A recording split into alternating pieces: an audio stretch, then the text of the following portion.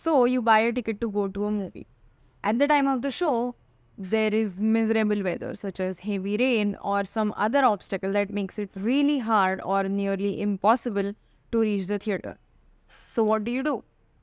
You decide to go anyway because of the ticket that you already bought.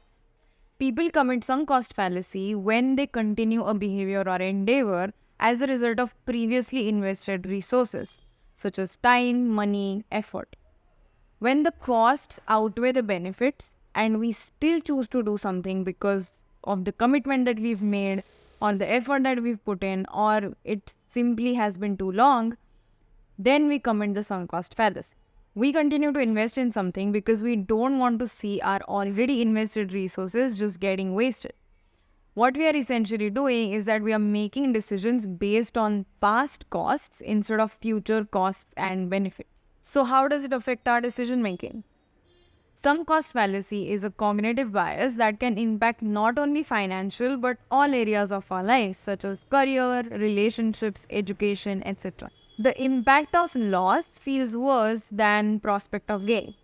Winning 1000 rupees feels good, but losing 1000 rupees feels horrible. You would go out of your way to avoid losing that 1000 rupees, even if it is at the cost of your chance of winning 1000 rupees. We are likely to stick to poor investments such as these because we don't want to feel bad about losing. And that applies to our personal life as well, right? A person tends to stick to a particular choice even if it is not serving them or it isn't exactly in their best interest to avoid those feelings of wastefulness or failure. We are likely to follow through on a choice because we have this narrative around it. When we don't follow through, we have a narrative that defines us as a failure. Even though in that situation, cutting our losses was the logical choice. For example, you start a new business and you're selling candles, right?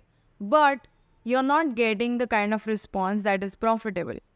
In that scenario, it actually can be beneficial for you to update your strategy or just discontinue. But if you were to do that, you would see yourself as a failure. That's how you've decided what that means. So you decide to follow through even though your money would be spent better elsewhere. Similarly, you continue to stay in a bad marriage because if you get a divorce, that in your head is a failure. Like you are a failure if you couldn't actually sustain a marriage. Sometimes we also end up having unrealistic optimism. What that means is that if you've invested great amount of money or effort into a new thing, a new endeavor, you're more likely to believe that it will work out. You convince yourself by being overly positive or hopeful about it, even though there is countering evidence. That of course I love him so much that it will work out. Realistically, it seems like it may not happen, but we continue to invest in it. It becomes harder to discontinue or cut our losses when we feel personally responsible for some choices that we've made. And those resources or that time that is being wasted, we take it very personally. It is relatively easy to change something when it is someone else's decision and not our own, because then the responsibility doesn't lie with us. We stay in relationships or friendships way longer even after they have run its course. They aren't good for us, or they are one sided, or you've outgrown the relationship. Yet you stay, or you believe that it will change and it will get better. Leaving feels like giving up, which you define as a failure. A person is gone, the relationship is over, and so that loss of that relationship, even though it is not good for you, feels much more devastating than the prospect of being in a happy situation and getting rid of something that wasn't serving you.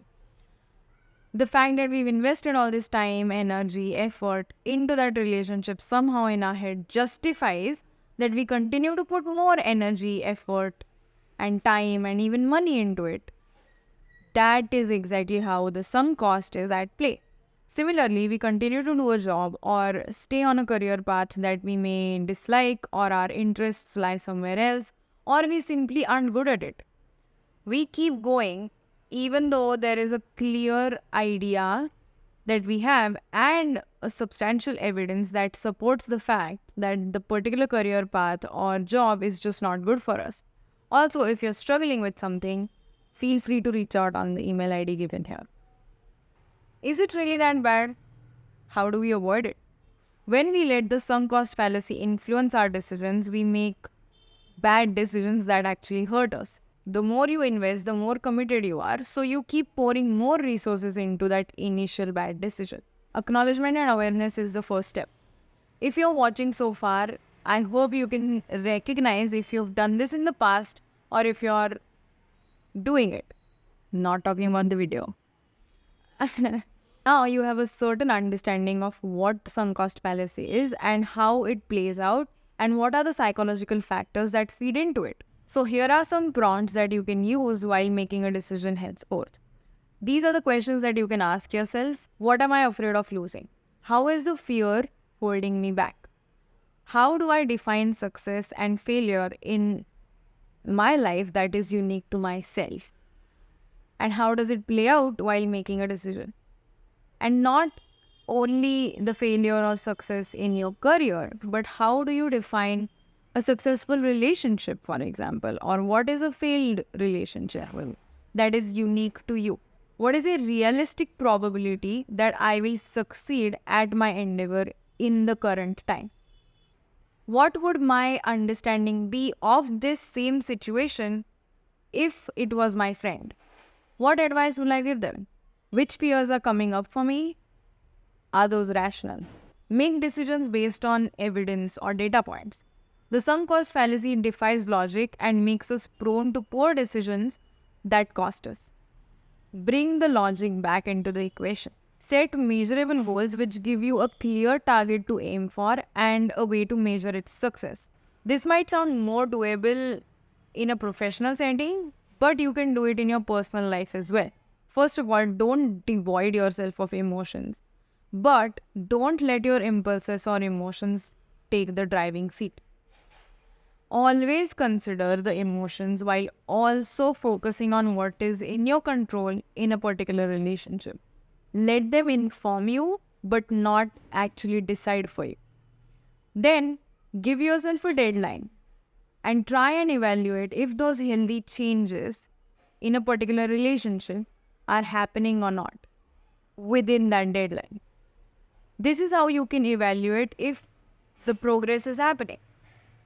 Accordingly, you can decide to either adjust your approach or move on. Analyze the costs and benefits or pros and cons based on the current situation and the most realistic future outcome if you were to continue to be or do something that you're currently doing, not based on the previously invested costs. If the costs are outweighing the benefits, then you have the answer. Be open and present to experience what is currently going on.